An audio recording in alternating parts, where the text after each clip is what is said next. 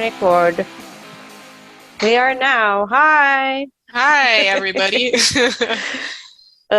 just had a really fruitful conversation that went nowhere. I mean, like, not nowhere, but it went everywhere, just it wasn't recorded.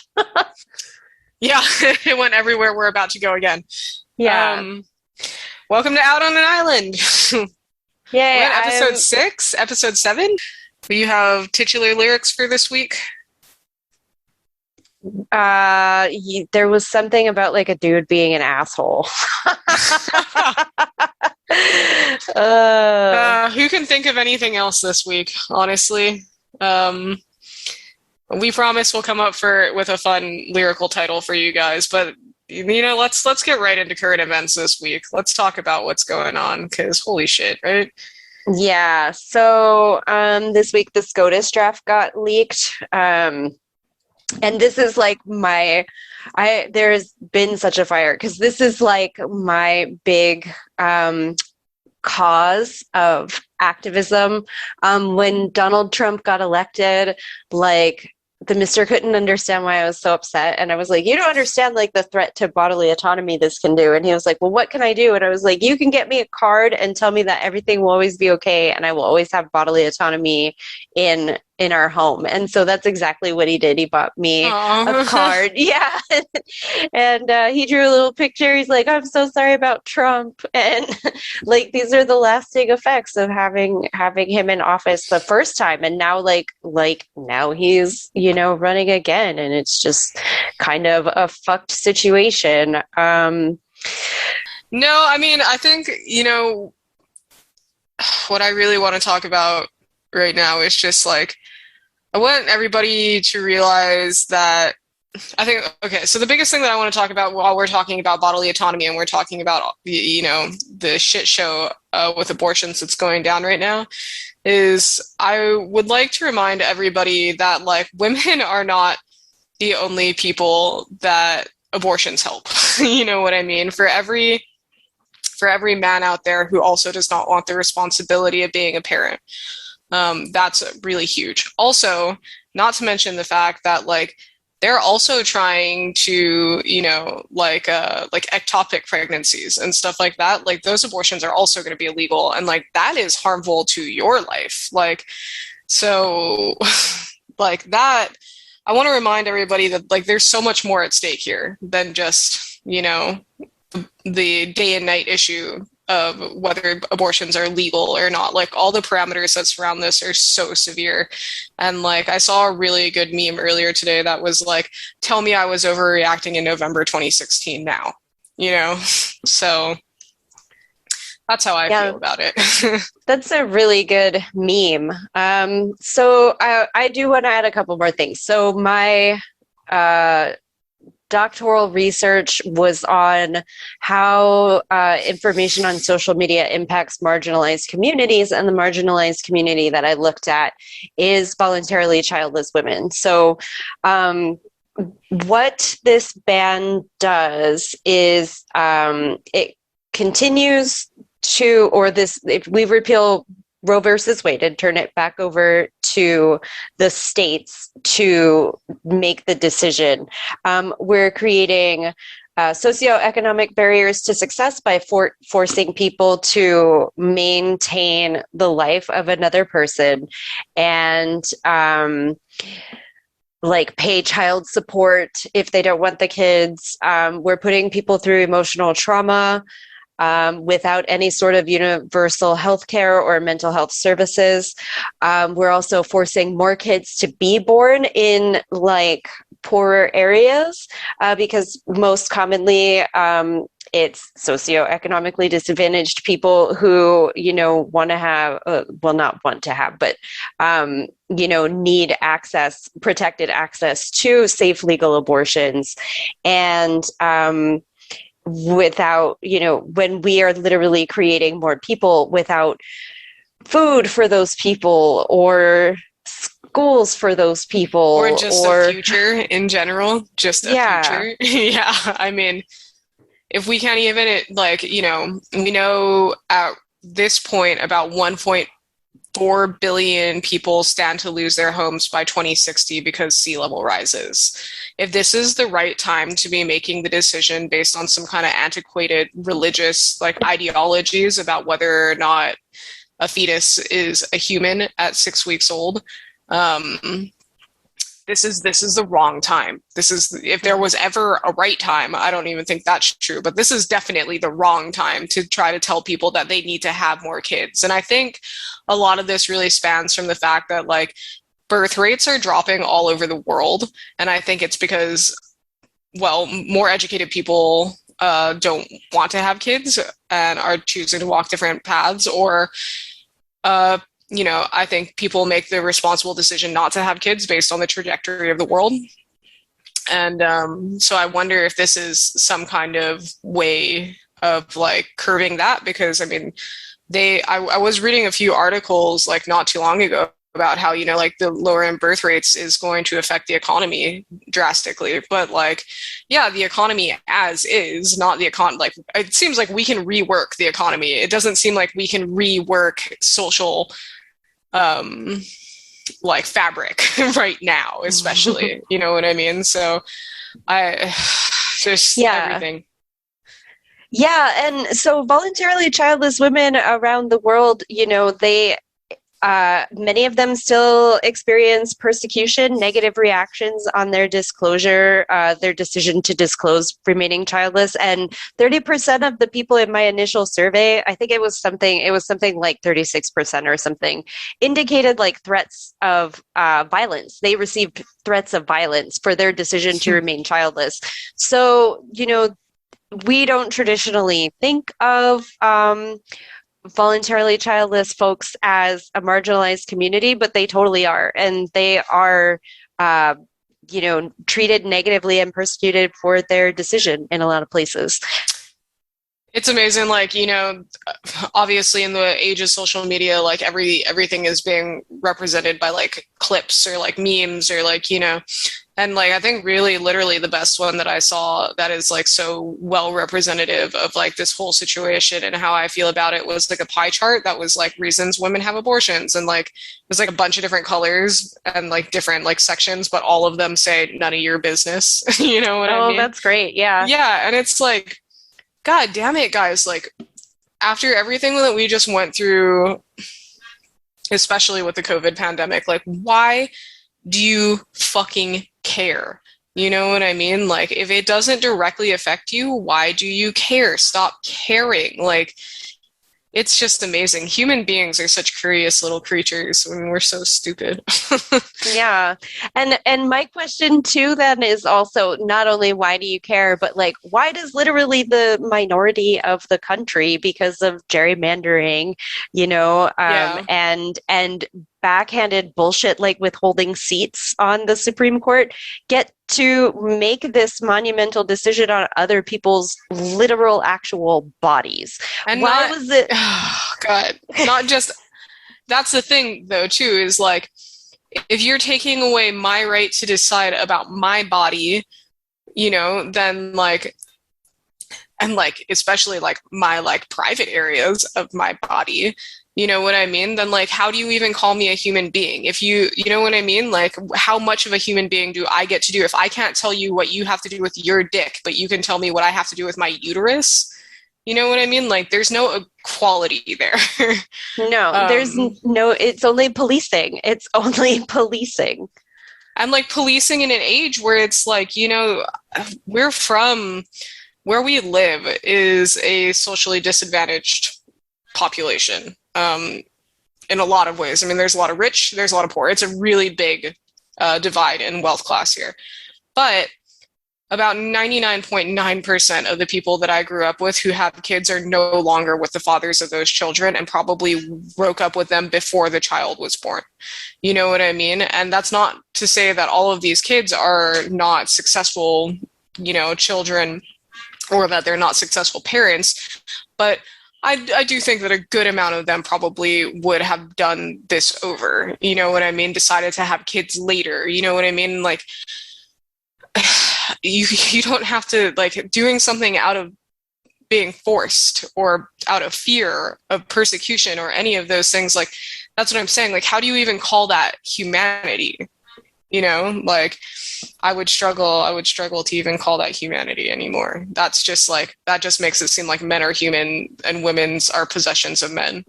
Yeah, which strangely is like what it was in the Constitution. So I think, so I read the first 10 pages of the draft. It's a 98-page document. You can find it on Politico. I know, 98 pages of just like, so basically what they're saying is the decision was unconstitutional. The decision in Roe versus Wade is a moot issue because having abortions is not in the Constitution.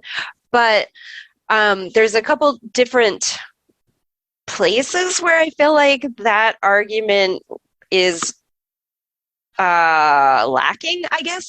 So yeah, like abortions aren't explicitly stated, but neither is like a woman's value. And in fact, you know, like slaves were not even a whole person. So any, you know, African American person would still be considered not a full person. So is that literally where they want to go, like repealing the 19th Amendment? And the other thing is, like, access to abortion allows women to pursue life, liberty, and happiness. Forcing women to have children that either the man or the woman, or sometimes both, don't want is limiting the ability to pursue life, liberty, and happiness. And, you know, that's creating more barriers to upward mobility. Again, like, this is just like a political, like, I definitely feel like it's how to keep power, you know, in how to keep consolidated power. I can't even. Yeah, I mean, I just feel like when you, I mean, if we're going to go that route also, you know, we really need to think about the fact that, like, okay, so we're going to make, like, if we want to police these kinds of issues, then, like, why aren't we policing at what point child support starts? If a fetus at 6 weeks old is officially a child and it becomes murdered, then where is the child's support from that point? You know what I mean? Like, why is it so easy? Why is it such a rotating door for men to be able to walk in and out of these relationships and these responsibilities, you know? Yeah.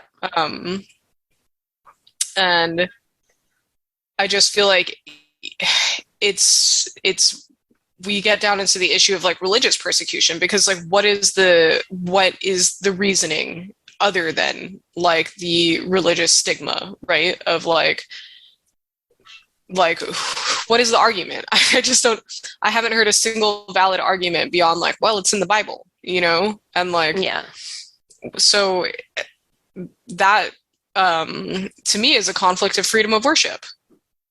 Yeah, which because you're, sorry, go ahead. Oh, I was just going to say, like, that is one of the 4 essential freedoms that Americans are promised. You know, I think it's freedom of speech, freedom from fear, freedom from want, and freedom of worship. And, like, also, like, where's my freedom from fear if somebody has the power to dictate my body? And not somebody, but somebody who doesn't even share my anatomy. You know what I mean? Like, it's just bizarre, dude. It's just crazy. Yeah, and then, like, so then it's like, okay, so if we talked a little bit about Texas a while ago, and, like, how they're doing, like, surveillance, which is how, you know, we surveil each other in. So we talked about the panopticon, which is the idea that we are all watching each other, right? And so what they did was they basically made community policing for anyone, and they did this, they tried to do this for abortions too, right? For anyone that is assisting trans kids or trans kids' parents or anything, and then they were doing the same thing with abortion, even if you cross state lines, you know? So, like, how is that, like, the states that are going to, like, the lengths that states will go to like have people police each other does create a fierce society. And it also like reinforces these social norms and rules that maybe people don't agree with just because they don't want to die. Like this is some fucking Handmaid's Tale shit, you know, like. Yeah, sure.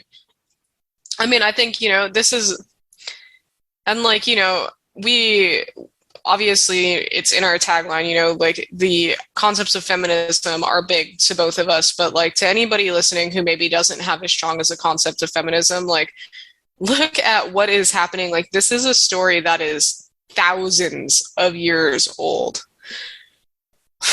And it's happening again, and it keeps happening. Like, don't stop letting people tell you that you are less than them.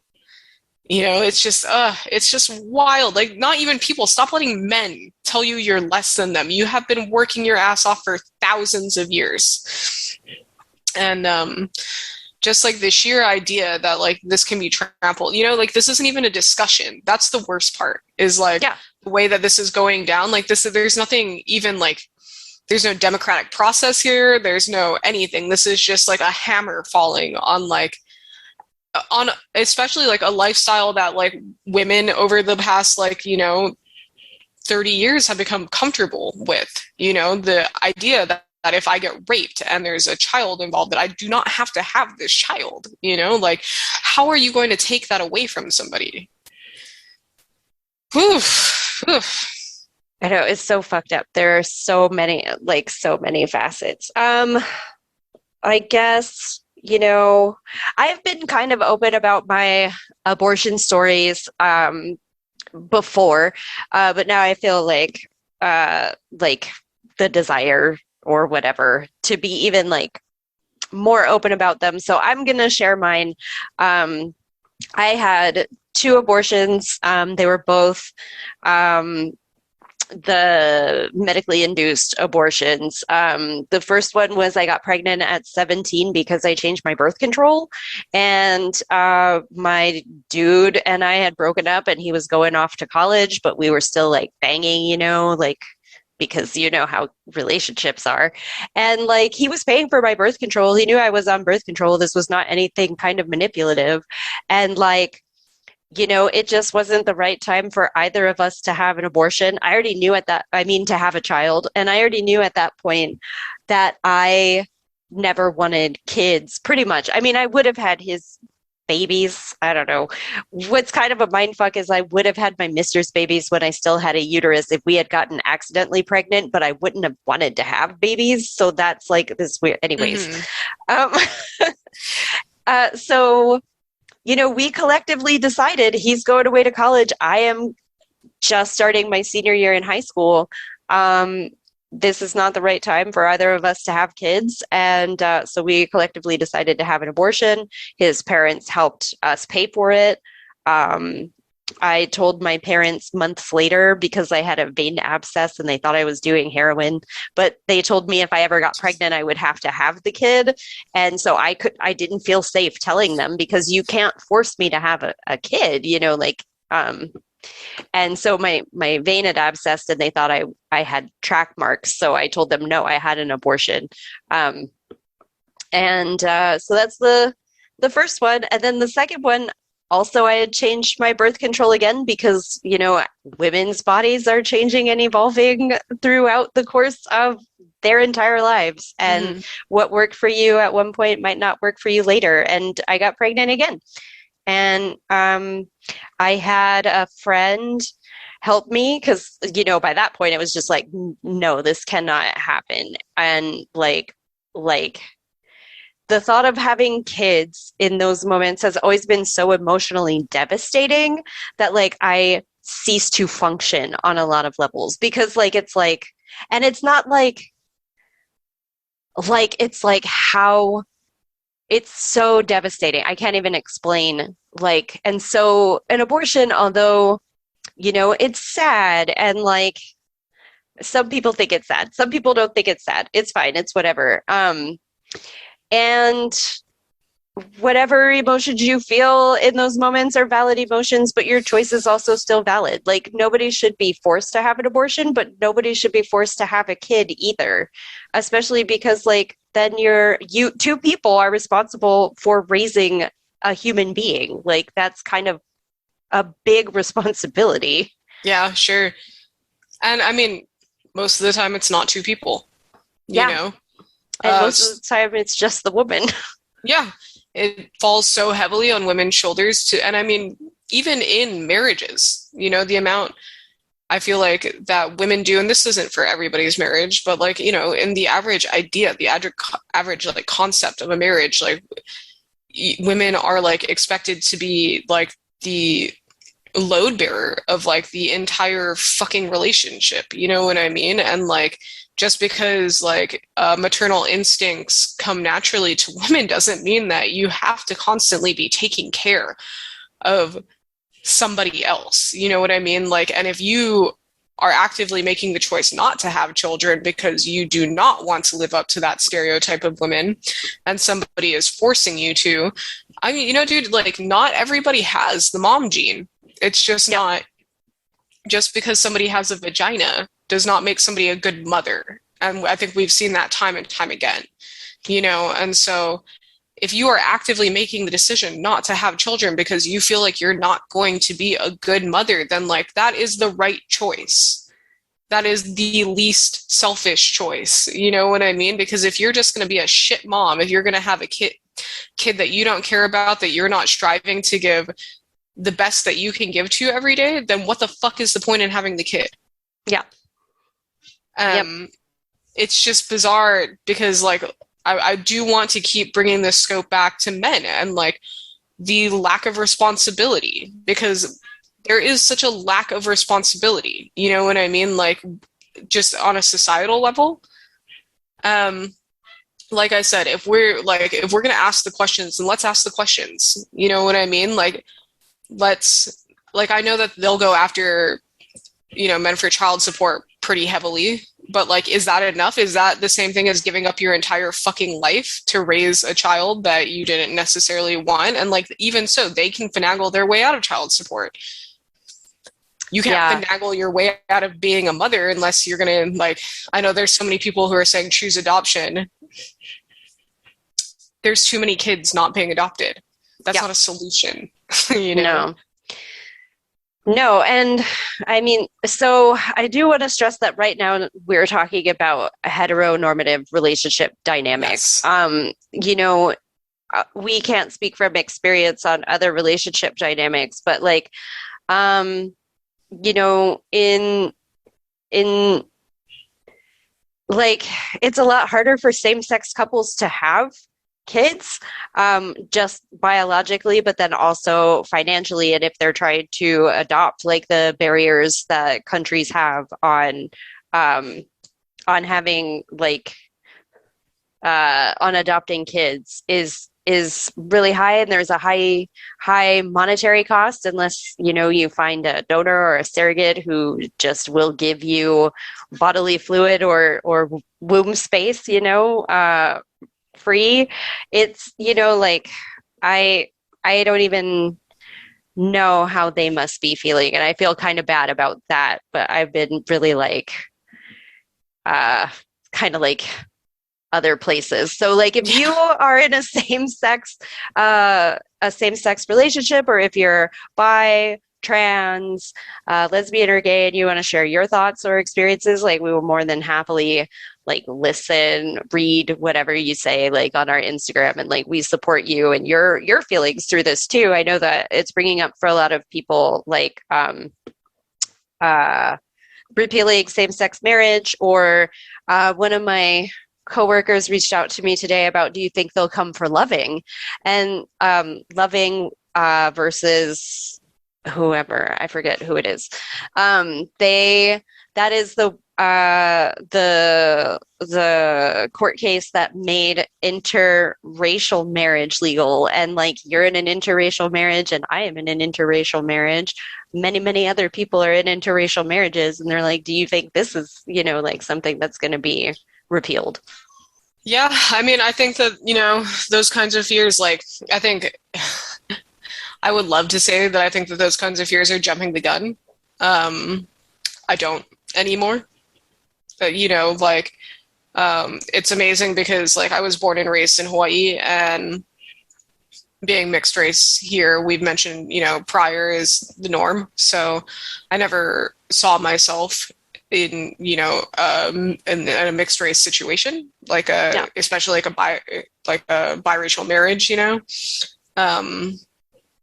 and like, I feel like the world kind of is like shoving that mirror in my face, which is really interesting because that didn't happen until I was a lot older. And until I started working for people with a lot of money.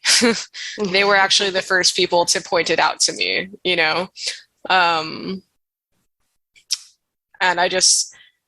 but like, I feel like it's the same with being a woman though, like my entire life, because I was born in the, early 90s and lived through that place in history and that position in line, was pretty well respected as far as like my female freedoms went, pretty well protected. I don't know if I said respected or not, but they were, and then like now, like pretty much like November 2016, like things got real and they continue to get real over the next 4 years. But like, that's what I'm saying. Like, it's like the world is holding a mirror to everybody and saying, look at this thing that you are, you know what I mean? Like, look, because that's how they see you. And it's just like very, very strange and very uncomfortable to suddenly be these things and not be just Diz. A person. Yeah. Yeah. Like suddenly all of these things are happening that could affect me in myself, in my life, that I have no control over. And I've never met the people who are trying to control them. And I don't, you know what I mean? It's all very strange. It's like, it's subhuman. It feels subhuman. Yeah. When there's just like, it's like, there's just a mean fucking kid with a magnifying glass and there's like little ants, like it's just a weird situation. But, I want to just circle back real quick and say, with the experiences of same-sex couples or polyamorous couples or please do tell us about your experience and what this is like for you, because I think that's an important conversation. And if we're going to have the conversations, let's have the fucking conversations, Yeah.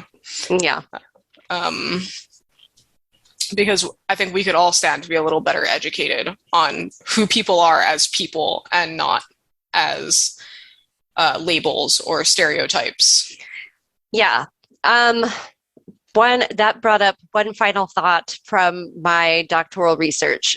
So it looked at like changing perceptions of family, right? So the first question I ask people is like, oh, what do you think of when you hear the word family? And so like people described it to me, and then it was like, what is your ideal concept of family? Or like, what can family look like? And so one of the main takeaways is that family is a unit as small as two beings, and those beings don't even both have to be people, so it can be a person and their animal is a family, like a person and their pet.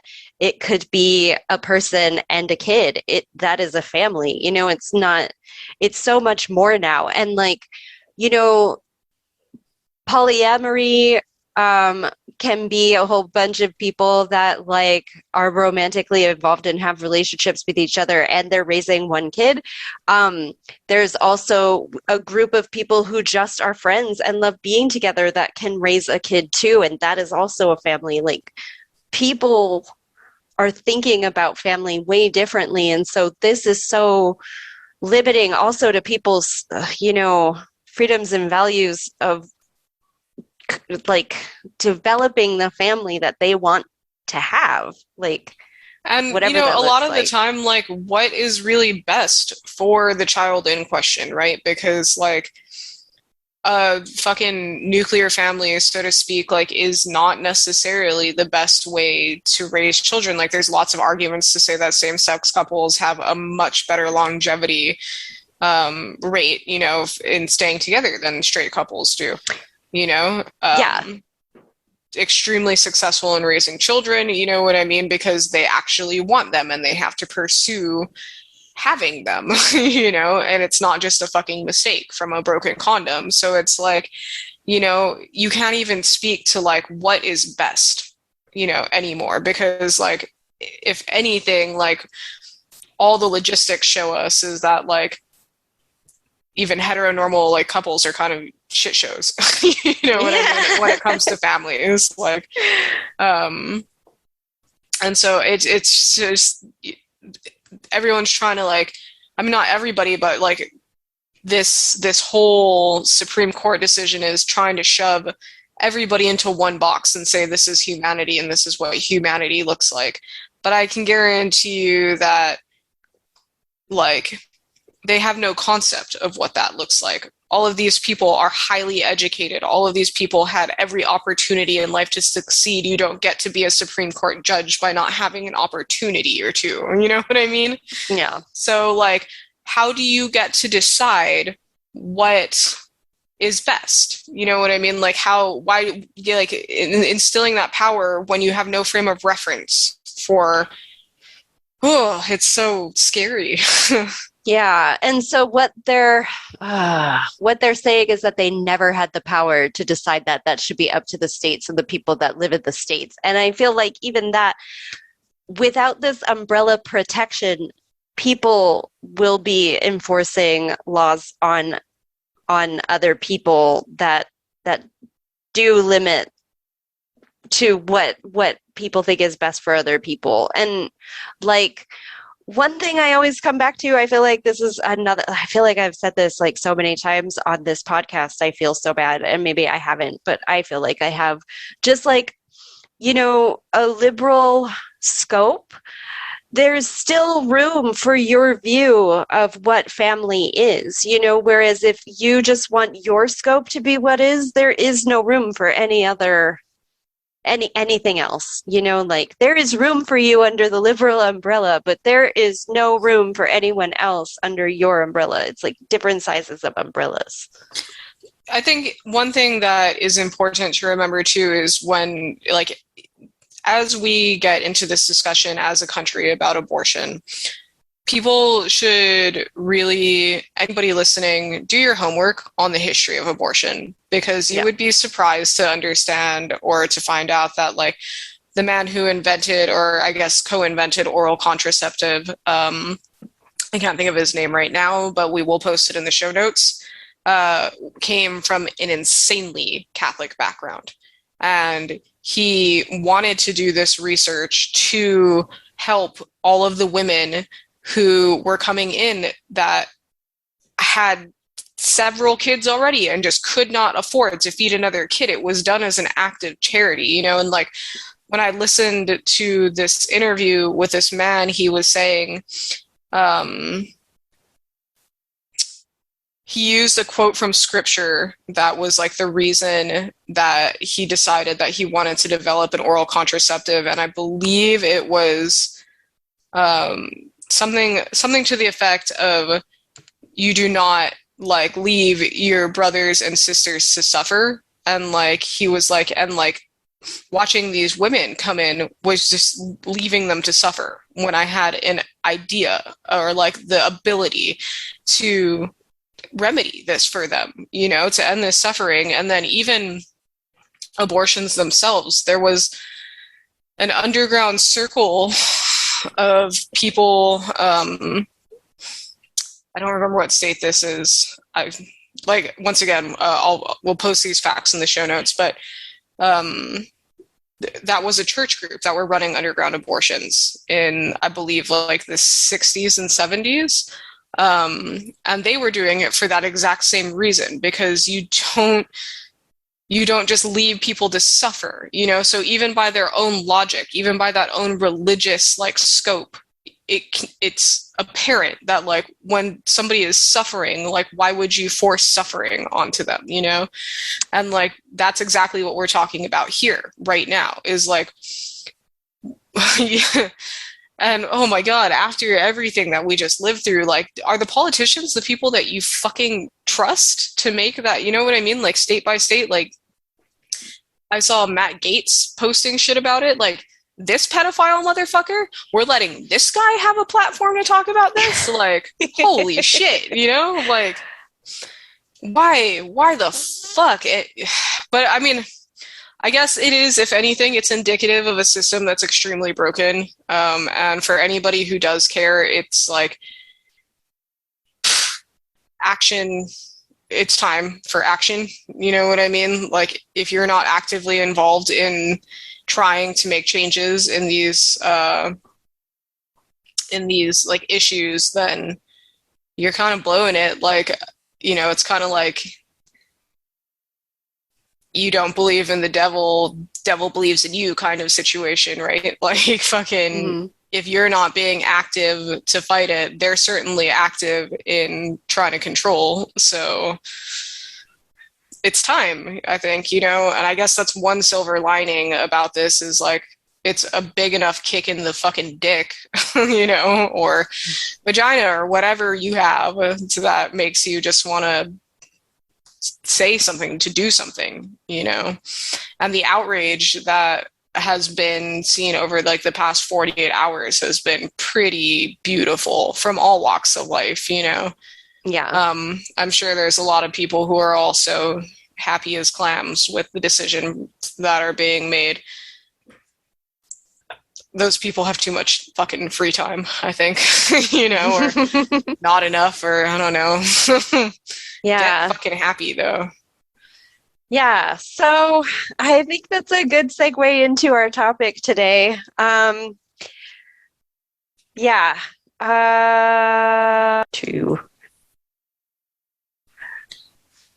Yeah, so we just want to take some time to continue keeping the focus on women, and like shouting out different organizations that are helping women. Yeah, I mean, you know, from the get-go, I think, you know, this week we had different intentions, but given everything that's happening, we really wanted to take the time to keep this episode current, and to really, you know, stand with our fellow women who are feeling this panic and this outrage, and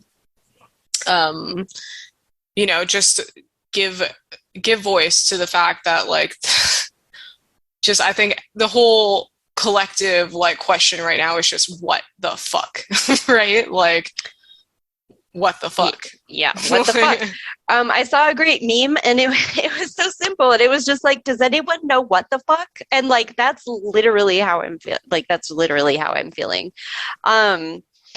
So like, I guess some of the things that are worth mentioning is that, you know, the practice of abortions were something that women could do, like through women could do self-induced abortions, and there were even medical pamphlets that they would get from medical professionals about how to do self-induced abortions until, like, I think it was the mid or late 1800s.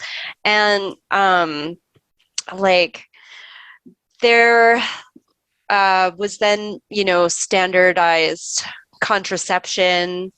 And so this dude, I feel like I'm going to just have to get out the passage and reread it from my dissertation. But this dude did some shit. And it was basically just like not a publicity stunt, but like kind of, yeah, I'm just gonna have to read it for my dissertation right now. What, like, organization, do you have an organization in mind that you want to like bring attention to? I mean, you know, there's so many that do cool things. You know, there's the big ones like the Global Fund for Women. Gnarl.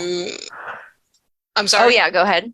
Oh, who, you know, just have been working for a long time with women and girls, and support women who, I believe their mission statement is to amplify the courageous work of women who are building social movements and challenging the status quo, you know. And there's endless amounts of, you know, good organizations out there that fight for women. One thing that I did want to talk about while we're talking about like pamphlets and stuff for at-home abortions is, let's talk about the like very serious fact that like there is no such thing as an illegal abortion, or because there's only safe abortions, right? Yeah. Because people, this has been this is so brutal, but like, you know, this has been a problem for so long. Like, women are not going to stop not wanting kids. And like the desperation is only going to grow. So like you fucking trying to put your hand like on that pulse and control, you know, like what is being done in somebody's personal life, like it doesn't even fucking make sense. Like, we know that coat hanger abortions were a big problem the first, you know, fucking half of the century. Like, why the fuck, you know, like, why, what do they think is going to happen? That's like my big question here is like, Yeah. Why are we not proposing better, like if you're going to put a stop to something, then you need to like open new avenues, right? Like, if you want to say abortions aren't legal anymore, then you need to say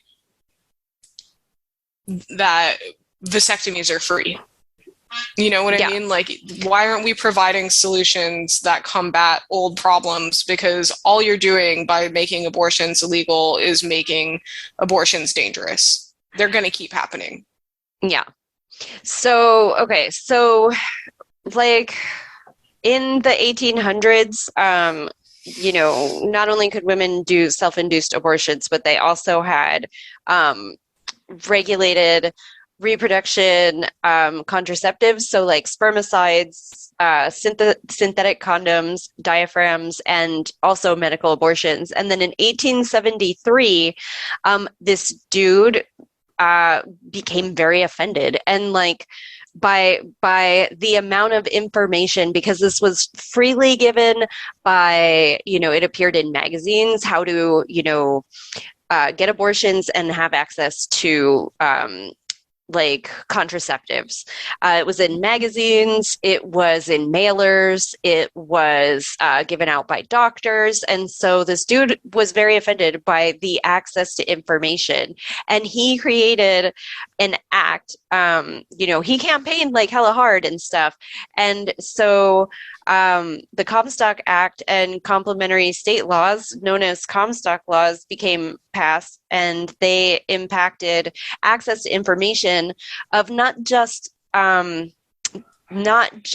contraceptives and abortions, but like anything that people deemed like inappropriate or illicit. Like, so you couldn't be, this information couldn't be mailed, and it couldn't be advertised if it was deemed obscene. And so this was like the big thing, is that the information, just this dude thought that the information about how to protect yourself and your family was obscene. And that's the whole reason we have Jesus laws Christ. against abortions. Yeah. I mean, you know, the wildest part too is that it all starts from just some fucking jackass's idea, you know? Like, yeah. I don't know if you guys are familiar with the Kellogg's like situation, or General Mills, I think were also doing the same thing. But I believe it was the man who started Kellogg's cereal was I believe it was a Seventh-day Adventist. I could be wrong about that.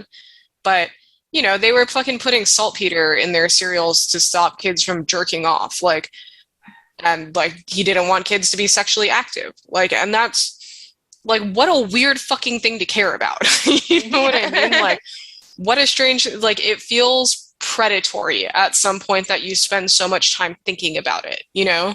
And I think that that's like a really visceral example of like the same thing for women. Like, it feels predatory that like you spend so much time thinking and like obsessing even about this issue that has no effect on you. Like, and that's like the problem with like these like antiquated like religious values, you know? I don't think that there's a problem with religion if you're religious. I just think that you really, like, you need to evolve with the rest of the world here. You know, like, you can't just stand with one foot in the door, say one thing, and then live like a completely separate life, because like those antiquated values, unless you're like fucking Amish, you can't even live up to them in the modern day world, you know, like, and like the rules just can't be convenient for you, and like you decide what women do with their bodies, but like if you get raped, you just get an abortion because what, you know, like that's the only ending like avenue. Like everybody cares about projecting their values onto somebody else until they need the help that they're trying to deny people, you know? Yeah. And it's just so bizarre. Yeah. Yeah, it's really bizarre. And most things come from men. Like most limiting beliefs and stuff, limiting laws and stuff, come from men. And so there is, NARAL is a reproductive rights organization with 2.5 million members in the US. But I want to talk about the Bridget Alliance, which we shared a post. War on Women is doing a fundraiser for them. The Bridget Alliance supports people across the country who have to travel for abortion care, and it endeavors to comply with the law of states in which it operates. So everything they're doing in accordance with the law to protect the women that they are serving. And it really, so in our Instagram story, I shared a post. It was War on Women is doing a fundraiser for them. The shirt that you can buy, all proceeds go to the Bridget Alliance. The shirt is a hand with a grenade inside someone's vagina. Right. Yeah, it's pretty badass. And so yeah, just wanted to share their work with people, and I kind of lost my train of thought on that. It's hard. We apologize this week, everybody. This conversation wasn't planned. Normally we have a little bit better idea of the topics that we're going to be discussing, but obviously this hit everybody like a fucking punch in the face. So we're a little shaken up, just like, you know, I think thousands and thousands of other people are. Yeah, I now remember. I just heard this story on NPR about this really cool lady who like organized basically like a directory of doctors, out of the country doctors that they, you know, vetted to the best of their abilities, doctors and specialists that would perform abortions. And, you know, it, you know, women use that service for, I think, like decades. You know, like it was just like, are you pregnant? Like, here's where you can go out of the country to like have safe legal abortions, because women don't know what questions to ask, you know, like what is the difference between a specialist and a doctor. And it went really well until this one dude, you know, raped two women that came to see him, and then he did get removed from the list, and the list, you know, was still used. I just heard that story today, and I thought, oh, how timely that like the Bridget project helps people, you know, travel across state lines, or maybe even out of the country. I also like, go ahead. Oh, sorry, just to speak to what you were just saying. We refer to, when we say women, we refer to women, you know, I think it kind of comes with the connotation that they're grown women, but a lot of the time, remember that so many of the women, like you said, you were 17 when you got your first abortion. You know what I mean? Like these women are young women. It's not just like this is a bunch of adults making these choices. You know what I mean? Like you're barely an adult at that point. Like how could you possibly care for another child when you're still a child, you know? Yeah, and I do want to point out, like, this dude and I, we were in a long-term relationship. Just for anyone who's like, you shouldn't be, you know, like having sex until marriage or what anything. Like we literally thought we were going to get married to each other when we got pregnant. And, like, I mean, that doesn't even matter. Like, if you want to have casual sex, have casual sex. Like, it's fine, like you shouldn't be punished for whatever happens. Like, you shouldn't bear the weight of having to raise a child because you wanted to have casual sex, right? That is not an appropriate punishment for casual sex. If you think or of premarital sex. All of the decisions that you make when you're that young, like if I think about the fucking tattoos that I would have gotten, you know what I mean? And like just the ones that I did get, for fuck's sake, you know what I mean? Yeah. Like there's so much life ahead of you beyond like this time where they're expecting you to just make this decision. And that's not only going for like young women, like that's even women in their 30s, like there's still so much life ahead of you that you don't have to feel like is over. You know what I mean? Like you don't have to be pregnant. You know what I mean? It's just because for me, I have never, been pregnant or had a pregnancy. Well, I've had pregnancy scares, I guess most people have, or most women have, I should say. But, I think. I'm sure for men it's pretty scary too. Yeah, that's true. Most people. But, I think like for me, the way that I always thought about it was that would just suck. You know what I mean? Like that would just be such a fucking bummer because of the way that I like to live my life. And like, if I already think of a child as being such a fucking bummer, like obviously like I'm not going to be a very good parent. You know what I mean? Like, and if you share that, but like you think sex is pretty cool, but like children are a bummer, like I'm right there with you, dude. You know what I mean? Like you shouldn't have to be punished for that, Yeah. Like I said earlier, I just want to call back to that. Like some women just don't have that mindset, and that's fine. Like it doesn't make you less of a woman or a fucking jerk or, like whatever, selfish or whatever. Like you are who you are, because like we really need to, what we really need to start looking at here when we look at these like gender roles and we look at like these like this segregation between genders and the double standards and things like that, is that like that all of that should be done away with and people should be thought of as people. Yeah, and wholly just human beings, regardless of like gender. And I think, we're starting to see positive change in that through like all of the different, like, it's starting to be more recognized that like gender is fluid and that there's all different kinds of genders out there, or lack of gender, but like, I was just going to say, like, I think it's all really positive for the fact that like, just stop caring about people's sexuality or like what they have in their pants or whatever, and just start looking at people as like human beings that are human beings just like you, like. Yeah. Oh, well, I think that's great wisdom. I was going to say on Science Friday, I think last week, there was a story. They discovered like this mushroom, this one type of mushroom had like over 500 genders, right? And their takeaway was like, oh, I guess those mushrooms like to have a lot of sex. Haha. And I was like, I think the takeaway should have been that there is so much more than the gender binary that people have constructed. Yeah. Or that mushrooms are maybe just fucking mushrooms. Like, they're all okay, pretty fine. Fucking rad.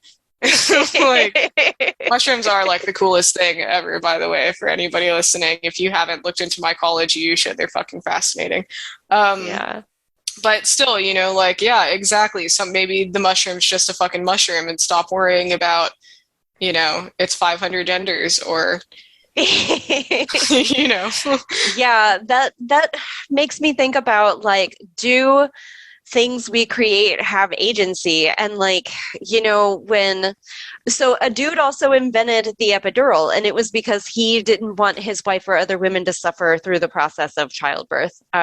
Taking it all the way back to our conversation about like when we were talking about suffering. And so that's why, if you do decide to give birth and you do want pain medication, it exists because a man did not want you to suffer, or his wife to suffer. And I I lost it again. Yeah, we don't have a structure for this week again. Just like be patient while we process our thoughts in real time. Yeah, or just hang out for an hour and some minutes and feel outraged with us, Yeah. and just feel that catharsis or feel like you're not alone, because I mean, obviously you're not. You've seen social media, everybody. But, like, it's just, there's so much to unpack. Being a woman is scary. It always has been. And it ebbs and flows with, like, your personal freedoms, which is fucking bizarre. I know that, in first world countries, we obviously have it a lot better than a lot of women on the planet. And we need to remember, that these rights should be rights for everybody and not just Americans. And be actively working towards that. But, as far as it goes right now with the issue being raised in our own country with like the communities and the, that we are a part of, there's going to be lots of protests coming, and I'd say get out to those protests. There's going to be lots of opportunities coming to be a part of this fight, and I mean, I think that's the takeaway for everybody here today, right? It's just like, guys, let's fight this. Yeah. We see you listeners in Germany, Jamaica, Japan, UK, Mexico, Slovenia, and Australia. Shout outs to you, and thanks for standing with us in solidarity as we're going through like this time of like crisis for women's bodies. And so the thing I was going to say is, like you were talking about, don't put things on mushrooms because they're mushrooms. And it there's a lot of people attributing agency who have always attributed agency to contraceptives, right? Contraceptives are bad. Contraceptives do things, but like they don't because they're things, or they don't. I don't know. From my academic theoretical perspective, I go back and forth on it. Like, we don't make things with an intended agenda. We don't make things with specific agency built into them that they can function on their own, and so like a lot of it is what people put in there. But like, I don't know.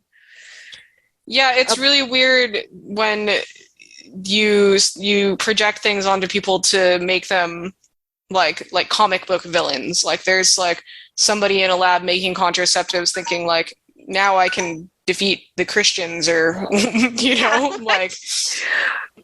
or like even like the devil, like the devil's down in hell, like pumping out fucking condoms and being like, no more kids for anybody. Like, I love that. I mean, like, it's not real, but but you know what I mean? Like, it's so weird how we do that, but that's what I'm saying. Like, these people who are actively working so hard to control other people and to control other people's bodies and other people's choices, like, get a fucking hobby, bro. You know what I mean? Like, do something, try harder to fill your time, because like you're caring about a lot of shit that like you should not care about. And just because like you have like some increment of success with it does not make it like worth fighting for. Like, just, dude, stop trying to, well, I don't understand like trying to control other people, especially trying to control people's bodies, is just so bizarre. And like, I don't understand why that's like a trend in the United States right now, in terms of just like, I mean, I do understand, but it just sucks. It just sucks. Like, guys, we all just went through a fucking pandemic, and that was, I mean, we made it political, which was fucking stupid because, you know, illness isn't political, but like that just speaks to what you were saying about like our ability to project agendas onto things. But, you know, we all just went through 4 years of shit. Like, why would you automatically snap back to like caring about like these issues that are so, like, if it doesn't directly affect your life and like, or harm the people around you, maybe just like put it the fuck down, you know, like take up knitting. I don't fucking know, but like, it's just, it's so bizarre that we would even try to tackle this issue right now. Yeah. Yeah. I mean, honestly, what's up? Oh, I was going to say, do you want to talk about the song lyric now that we yeah. So Beta Motel by Crass. This is a pretty famous song. Anybody who knows the band Crass knows this song. The lyrics are incredible. You know, they're beautifully written. And I apologize because they do speak, you know, heavily to biological women. But I think it's something that we can all kind of share in. So we decided to use a line from Crass's Beta Motel this week. The lyrics are, "These wounds, they furrow as they heal. I've traveled them, they're red and real. I know them well, they're part of me, my birth, my sex, my history." I just want to remind everybody that, like, the wounds that we carry as women or anybody who's been persecuted by the ideas or the construct of gender, you know, like, they're all our birth, our sex, our history, you know, they're ours. And nobody gets to control that, you know? Which is why we chose that lyric this week anyway. Honestly, my little brain is just so exhausted right now. I think Alicia also feels that today. Yeah. I do want to take this time to remind you that we are on stolen land of the Kingdom of Hawaii, which was given to the United States, and they occupy this land illegally without a treaty. If you live in Arkansas, California, Connecticut, Colorado, Idaho, Illinois, there's a pretty long list of states, and we'll put it on our Instagram, actually. It'd be shorter for me to share it. Yeah, it's 30 states. You can order abortion pills by mail for around $110. And they want to remind you that you don't have to be pregnant, but you do have to show ID. These websites are aidaccess.org or plancpills.org. That's amazing. All right, dude, you have anything else you want to talk about today? Can you talk about anything else today? Can anyone talk about anything else? Yeah. It's pretty emotionally exhausting. But yeah, I think that's about it on my end. What about you? Anything? Last thoughts? No, you know, just fuck, you know? Yeah, keep on fighting. Like, yeah, guys, I mean, you know, if there's ever a time to, like, keep that, like, punk rock spirit alive, it's right now. So, like we mentioned, you know, a couple times in this episode, please reach out to us if you have anything to add, anything to say, just want to talk about your experiences. We'd love to hear from you. And yeah, have a great night, or try to, I guess. Yeah, you can email us at outonanislandpodcast@gmail.com, or check out our Instagram for any links to reach us anywhere and listen on most streaming platforms. All right. Okay, good night.